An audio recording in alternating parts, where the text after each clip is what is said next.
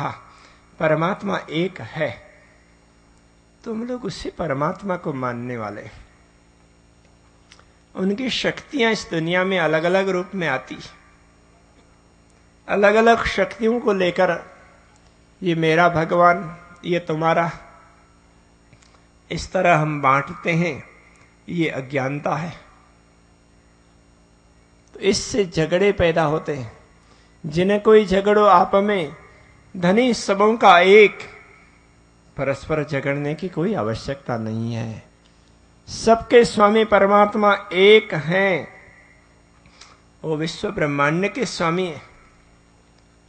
हम तो पौराणिक प्रसंगों को सुनते हैं तो ज्यादातर हमें ख्याल होता है एक ही ब्रह्मांड के विषय में।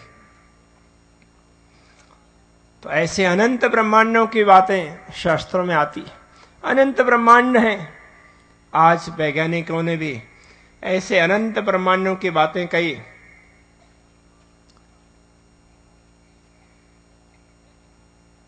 ब्रह्मांड अनंत है। उपनिषदों में पहले से कहा था, कोटिसु हेंडराशयः, करोड़ों ब्रह्मांड है और वे किसी के नेत्र भ्रमण मात्र से बनते हों और मिट जाते हों, तो वह परमात्मा का दूसरा स्वरूप है, अक्षर स्वरूप है। उसको ही कूटस्थ कहा है। तद अक्षरम परम पदम, वो अक्षर पद है। और श्रीमद् भगवद गीता में दो पुरुष की चर्चा की, क्षर और अक्षर। अनेक लोग ये मानते हैं क्षर का तात्पर्य विनाशशील, तो ये शरीर विनाशशील है, तो इसमें चेतना है, वो अविनाशी। तो क्षर शरीर है और अक्षर है, वो आत्मा है। तो बात सत्य है, किंतु इसको और ज्यादा आगे बढ़ाने की आवश्यकता है। जैसे ये शरीर क्षर है, ऐसे ही सारा ब्रह्मांड भी क्षर है। क्षर सर्वाणि भूतानि, पंच महाभूत से बना हुआ संपूर्ण ब्रह्मांड, 14 लोक अष्टावरण।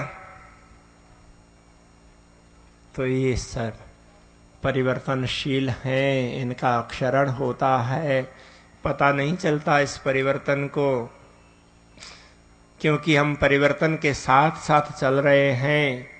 जिन लोगों ने इस परिवर्तन को देखा तो उनको ये पता चला। कूटस्थ अक्षर उच्यते, अक्षर है वो कूटस्थ है, मूल में है। ऐसे अनंत ब्रह्मांड को बनाते हैं और मिटाते हैं। महामती कहते हैं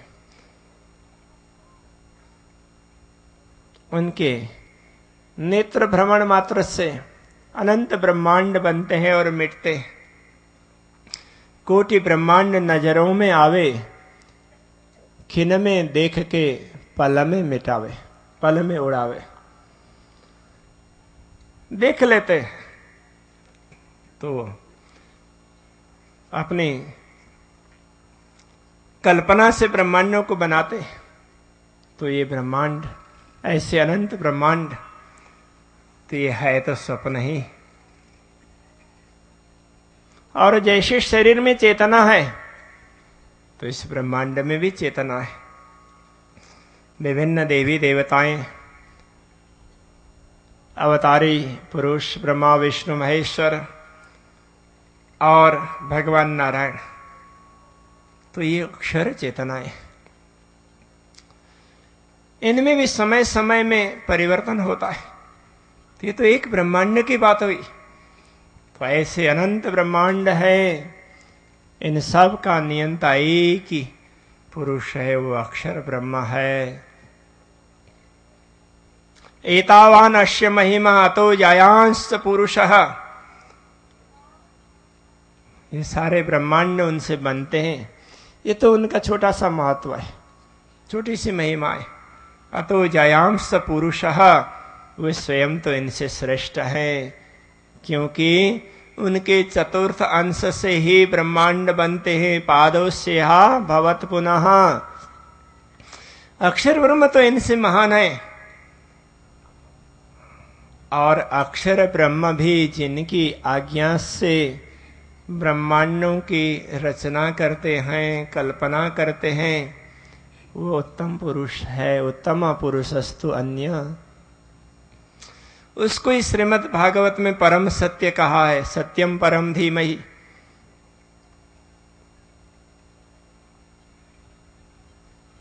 ऋग्वेद में नाषदीय सूक्त में सृष्टि रचना की बात कही है।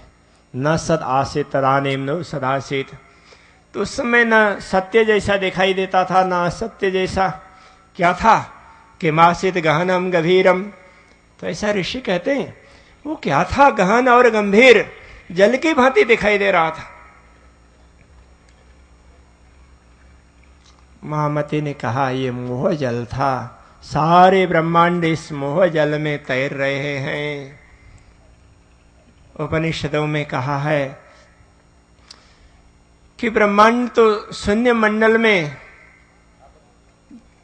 तो जैसे किसी व्यक्ति के शरीर में रोम है, इस तरह से अक्षर ब्रह्म के रोम रोम में ऐसे अनंत ब्रह्मांड है। तो ये सब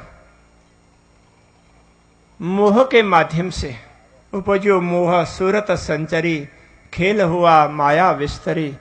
सबसे पहले मोह तत्व की उत्पत्ति हुई।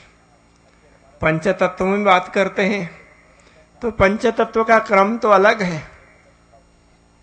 अज्ञानोपैत चैतन्याद आकाश, आकाशाद वायु हो। राज्य चलाने के लिए योग्य व्यक्ति है तो युधिष्ठिर है। वो वरिष्ठ भी है, योग्य भी है, फिर भी पुत्र मोह हुआ क्योंकि दृष्टि दोष था, देख नहीं पाते थे।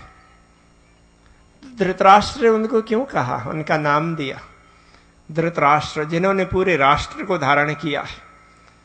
जो लोग पूरी दुनिया को ये मेरी है वो मेरी है ऐसा करके विश्व ब्रह्मांड का बोझ अपने सिर पर उठाकर चलना चाहते हैं,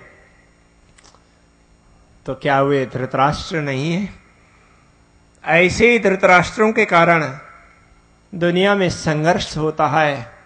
आज घर घर में महाभारत है तो उसके पीछे मुख्य पात्र है धृतराष्ट्र।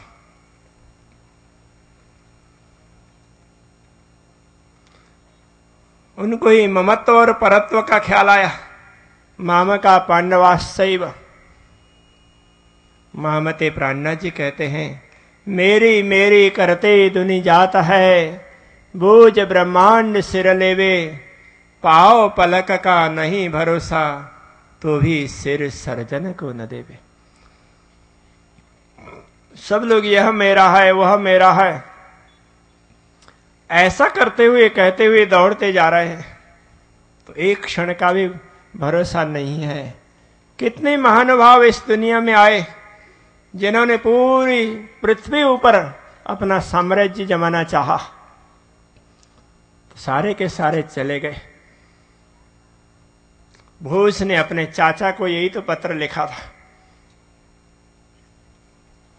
आज तक जितने लोग आए और उन्होंने पृथ्वी पर अपना अधिकार जमाना चाहा, सबके सब चले गए खाली हाथ।